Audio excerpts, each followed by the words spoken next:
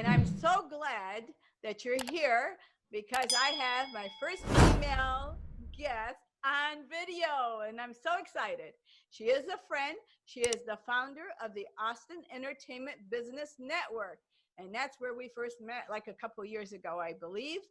Jennifer Hutchins, welcome to the Nadia Sahari Show. Thank you. I'm glad to be here.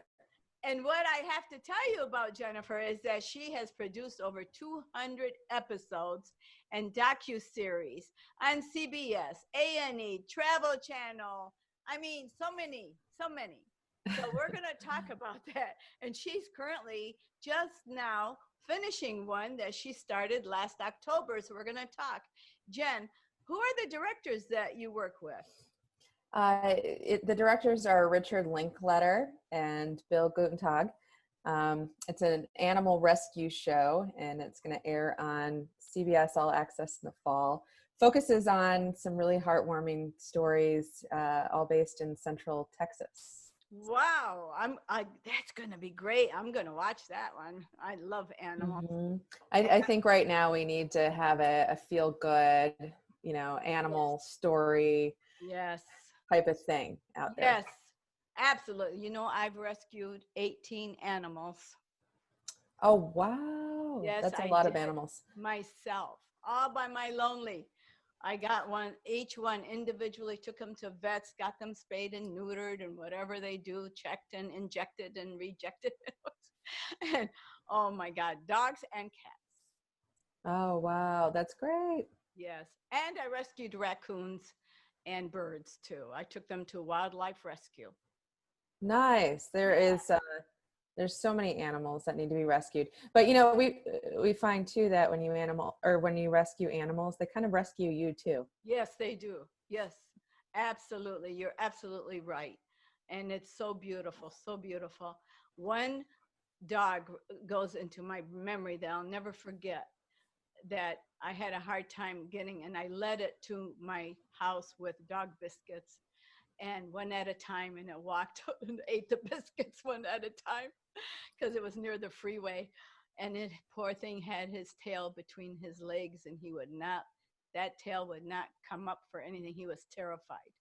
But I'll tell you what, after he felt safe and loved, that tail came out. And it was beautiful. It was the most beautiful thing ever. Sure. So, yeah. So That's great. yeah, I love it.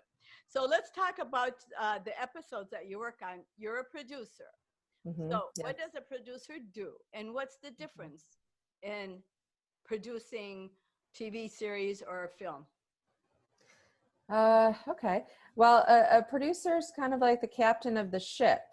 Oversees that all the jobs are happening so that the ship can stay afloat and it can, take off from its launch dock and make it to its final destination. So usually us producers are involved from development all the way to fruition. And oftentimes there's quite a few producers especially in TV series, to make it all happen.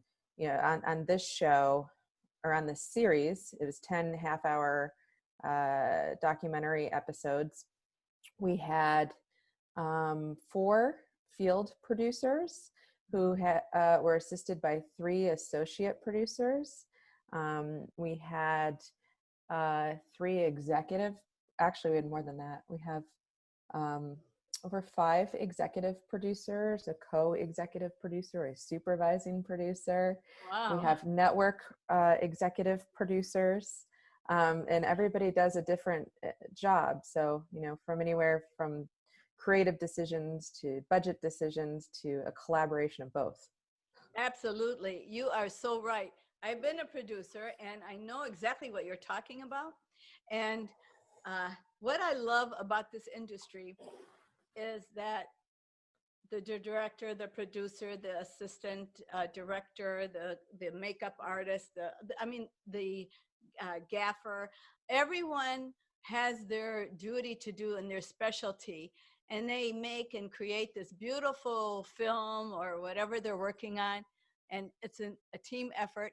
And it comes out so beautiful because everyone has their specialty, and they don't mess around with the other person's specialty. And that's Yeah. what I love about this industry. Right, right. You know, and I would say to answer your other question too, the difference between television series and film. Yes. A lot of times you have more time to think about things with film. You know, you've got one storyline to focus on and get you there from beginning, middle, and end. TV series, you know, in our case, we had 10.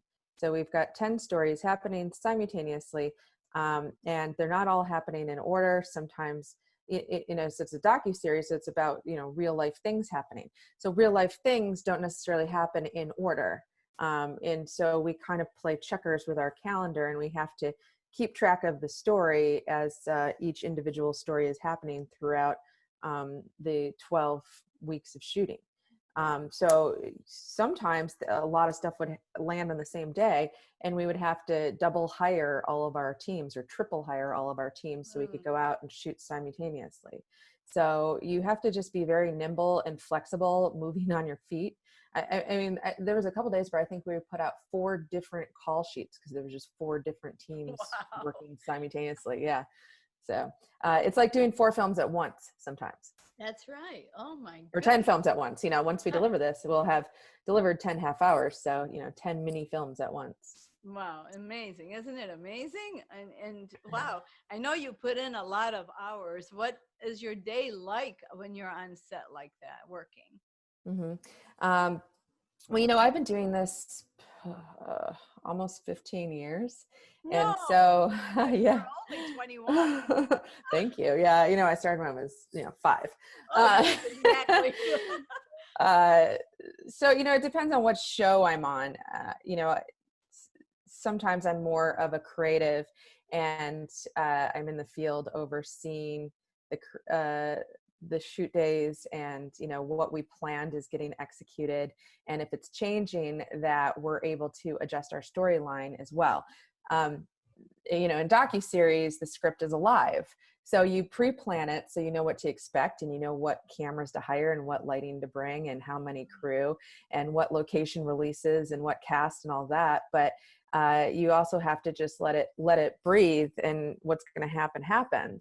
And so if it doesn't happen exactly how you expected, you're adjusting on the fly, you're revising your script, you're sending story notes, and you're communicating with editorial, which is also happening simultaneously, you know, as they're ingesting all the footage and, you know, putting the story back together. So on this particular series, I started with more of a budget hat on, and overseeing the hiring and you know, all the things that would need to happen to execute the creative that was planned. So, you know, as we walked along the path, if there was a hurdle, I had to figure out how to get over it and then continue on, get over it. And so, you know, in the course of this season, I hired over 100 people. Wow. Yeah. That is amazing, Jennifer. Mm-hmm. Wow. Well, with all that you just said, you know, I'm sure a lot of crazy things happen on set. What is the craziest thing that stands out in your mind that happened on set for you? Oh gosh, in the course of my career or this series? Whatever is easiest for you to think of. Yeah, one of the things that ruined me for life and being spoiled with excitement is producing an episode of the show. Well, I produced the series Criss Angel Mind Freak, and we ended up with over 100 episodes over the course of 5 years of production that we did on that. And one of the episodes was a building implosion where Criss was attempting to escape a 9-story building filled with explosives, and it was set on a timer to detonate. So he had to make it through a series of shackles and trapdoors to the roof to get to a helicopter that was hovering before the building imploded. And so that episode was my baby. And, you know, it started with a creative idea of, I want to, you know, let's incorporate a building implosion into a Oh magic trick. no, it was And your so idea. you know, so it was, okay, well, it was his idea, but I had to execute it. So Oh, you know, it was finding some imploders that would work with us, and finding a building that was set to implode on our production schedule, and trying to marry the two and convince the city that this was going to be safe to have a film crew here, you know, and in the course of it, becoming a building implosion expert and a demolition expert, and, you know, convincing city official, you know, I was working in conjunction with the police and the fire and the mayor, the city, you know, we were shutting down streets. So when we actually shot this, we went live on A&E, and we ended up with 50,000 people live standing on the beach to watch this. oh, And our whole production team, and we had a host, and you know, we had the fire truck actually lifted Criss into the building. And you know, it was so intense because we were live, and you know, everything had to kind of just happen, you know, as planned. And yes. you know, and then it went unplanned because the building ends up imploding. And as the building is going down, I realize I'm standing in a tent in front of the building that's going to implode towards me. Oh dear God. Wait a minute, that thought actually didn't cross my mind. Like, oh crap. Oh my goodness. So I mean, it was so intense. Criss ended up not escaping, and everybody thought that he had met his demise because we had to send the helicopter away. He didn't make it to the roof. Oh. And then he all of a sudden appears in the rubble. And, you Oh. know, after a very intense minute of cameras and everybody looking for him. And Mm. so when it was all said and done, it was so intense that I all of a sudden looked at the imploder's wife, who was very intricate in the whole thing as well. Like, we were shoulder to shoulder the whole thing. And she's crying. And then I realized I'm crying because the whole thing was just so intense. Like, we didn't even realize how our emotions just like, Wow. That's amazing. Oh, I think I would have been a nervous wreck. I mean, just the thought of that. I mean, just even having the building implode in front of you like that. And man, and you were so close and you didn't even think about that. Ah, ah. Well, yeah, you know, I had two headsets on at the time too. oh, So I had Video Village, I had production, I had the helicopter, I had the imploders, and then standing next to me, I had the captain of the police, and I had the chief of fire, and then I had the imploders. So, you know, like with all those things, like, and then all of a sudden you're like, I'm in front of a building that's going to implode. wow. You know, I think with all that being said, it sounds like that's probably, you know, there's excitement on the sets, I'm sure, in a lot of cases. And are these the things that keep you going in this business? Is this why you do what you do? Oh yeah. Oh yeah. Because you never know what to expect. Every day is this new fun journey. You know, I was shooting a segment with Louis Anderson, and and I was directing him, and I was young. I was in my late 20s. And he looked at me and he said, I don't think I'm coming across as funny enough. And I thought to myself at the end of the day, as I was like sipping on a glass of wine, I'm like, Louis Anderson was asking my advice if he was funny enough. You know, and I had given him advice and he took it and he came across as funny. So, you know, it's kind of just these life moments that you go, did that just happen? That was really cool. Or, you know, when I was in the production office one time, Billy Gibbons of ZZ Top walks in and he's like, hey, I'm looking for Criss Angel. I'm like, oh, Criss Angel's filming. What's up, Billy Gibbons of ZZ Top? You want to film with us? And he's like, sure. What do you have in mind? And I was like, beard vanish, reappear. And he's like, Sure enough, his legalese wouldn't let him do it because there was a whole thing with Gillette wanting to pay him $1 million to shave his beard. But I was like, no beards will be harmed in this trick. But we did end up filming with Billy, and we did a guitar string through the neck. Oh dear. Oh my goodness. You know, and then he invited us, the whole crew, to come watch his concert later on that week. And, you know, it was just a good old time. And after that series, I would constantly contact him and his wife,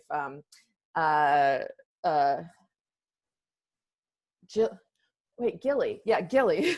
Gilly Gibbons. Uh-huh. and invite them to participate in other series as well. So, it's like you carry these relationships across Yes. the board. Yes. This business is relationships for sure. Gilligan Gibbons. That's who it was. Gilligan Gibbons. Billy and Gilligan. Yes. How Okay. cool is that? That's cool. Um, well, we have this COVID thing, of course, this pandemic, which has really affected a lot of us in a lot of ways. And how do you deal with something like this now? I mean, like on set, do you wear a mask? How do you manipulate this whole situation? Yeah, well, when this all came down, we were paying close attention.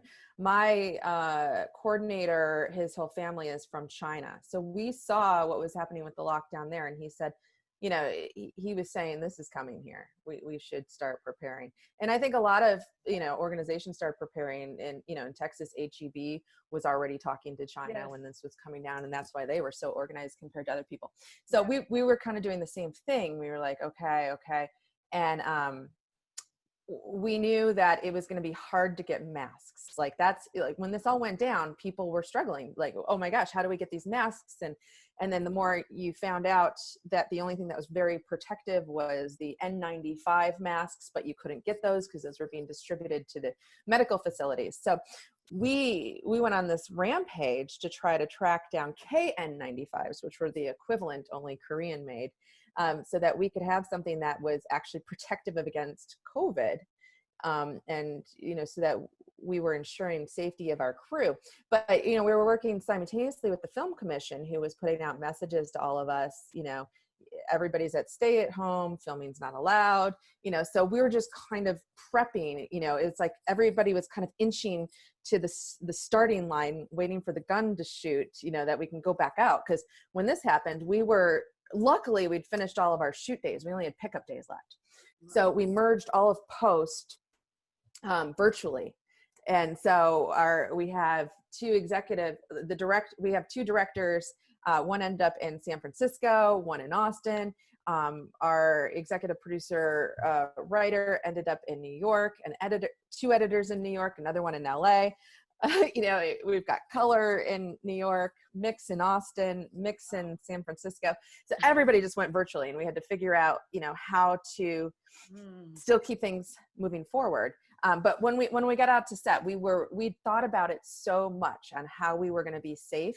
And Florida had came out with their manual on safety, so we'd read that whole 40-page thing. And like every time somebody came out with a new thing, we were looking at it like, okay, what are they doing? How are they going to be safe on set too? With separated meals and social distancing and the masks and the hand sanitizers and temperatures leading up to, like, we had people take temperatures a week or two prior to shoot, and send it morning and night, because we wanted to look for discrepancies in people. And then we had forehead temperatures the day of. So we really hit it hard. I had a couple of people on set certified with OSHA for COVID safety, and so that they were in charge of COVID when people entered set. Like, they got their temperature, they got their snack pack for the day, and they were told, where the restrooms were, and how that was going to be handled. So many extra things we had to think about. Amazing. I mean, that just took so much extra effort on top of already hardworking projects. I mean, it's not easy to be a producer and to do all the things you do, and this is just an added stress. Yeah. Oh yeah. And it's a budget hit too. We had to spend a lot of money getting, providing extra masks for people, and the sanitizers, and, all the different things that go into that. And, at the time too, when this came out, it was hard to get sanitizer. I don't know if you remember, but all the aisles were wiped out of it. And so we were going to pool cleaning supply facilities and getting sanitizer that way. Wow. Mm-hmm. Luckily, and it's the weirdest thing, because I had masks and I had gloves and I had sanitizers that I had purchased way before COVID from Costco and different places, because I used them for different things at different times. And I had the Clorox wipes too, because I always bought extra because I always use those in my house. And it's the strangest thing that when that hit, pretty much everything that I had in stock was necessary. But Yeah. and of course now I've bundled up on a lot of it because I don't know what's going to happen in the future. Right. So I'm stocked up, but Yeah. with a lot of stuff, paper towels, everything. So, but this COVID uh, definitely has hurt a lot of people in a lot of ways. And you're very fortunate that you're working and that you have the projects that you have. And I see that some of the film sets are going active again. And I imagine they're doing what you had to do Yeah. to prevent COVID. Are there, Yeah, a lot of them are doing, 2 weeks quarantine are they? where they pay the cast and crew and No. put them on some sort of compound hotel, whatever it may be, and they have to stay there for Wow, that's an extra expense. yeah, oh, big time. Yeah, people are averaging about 300K, give or Ooh, take, ooh. with additional COVID stuff. Yeah, I mean, it's such a liability. If one person gets it and spreads it to the crew, you're done I for, know, you know. I know, and that unfortunately happens. That happens. Hmm. So, are there opportunities out there right now during this COVID? Absolutely. It's a game in post and animation right now. So if you're setting on some materials that are, found footage, archival stuff that can be twisted into some sort of documentary, now's the time, Yeah, because anybody can edit virtually. yes, People have their own edit bays in their house, or you can rent one. And same with animation. You can work virtually really, really well with voiceover people and, the big animation computers. And a lot of facilities, including Rooster Teeth in Austin, have moved their big animation computers to people's personal homes so they could continue. Um, so that's some good opportunities right now. And then smaller crew type of things, docu-series like we're doing, stuff where you can easily social distance. The stuff that's hard right now is the big blockbuster sort of yes, movies that have hundreds of extras and intimate actors and all of that stuff's a lot more tricky. And that's it's being done, but it's slowly, everyone's trying to figure it out. yes. That's got to be even more complicated, especially because of the like two people talking to each other on the film. I mean, they can't be 6 feet apart and talking to each other. Yeah. I mean, luckily now there's the 15-minute rapid testing, which is helping. Now I know sets that are having everybody tested, 3 times a week even. Ooh, So that's definitely helpful. that's good. That's great. The other opportunity too is in COVID coordinators. A lot of companies are looking to train and hire people in that position where they are overseeing COVID coordination, making sure that everybody has PPE and are practicing safe sets. Yeah. And a lot of these COVID coordinators have the authority to fire people right on the spot. They're taking it Wow. that seriously if people aren't abiding by the rules. Good. Oh, that sounds good. That sounds like a good job for me. Yeah. So I mean, if you're sitting there going, oh my gosh, I don't know where my income's going to come from, that's definitely something to look into. Because if I were to predict anything, we're going into early 2021, unfortunately. That's what they say. That's what they say. The reason I said that sounds like a good position because I'm a clean freak. Mm-hmm, I, mm-hmm. I I sanitize everything. I've always been that way, but I'm worse now because of the COVID. Mm-hmm. So I'm constantly sanitizing, even my doorknobs, my outlets. I mean, everything, Mm-hmm. everything. Yeah. Think about your doorknobs. Yeah. People coming in and out. You just never know. But I was told that also that auditions are going on even, I mean, just really just having to self-tape, and you can audition, and but I don't know how that works on the set, but I don't know. Yeah. Yeah, a lot of people are doing virtual auditions. So there, there's more opportunity. People Yeah. are more reachable. Yes. Um, yeah, I think, there's a lot of hardship right now, but you got to just look for the additional doors and windows that have opened right now too. Absolutely. I'm so glad you said that, because it is true.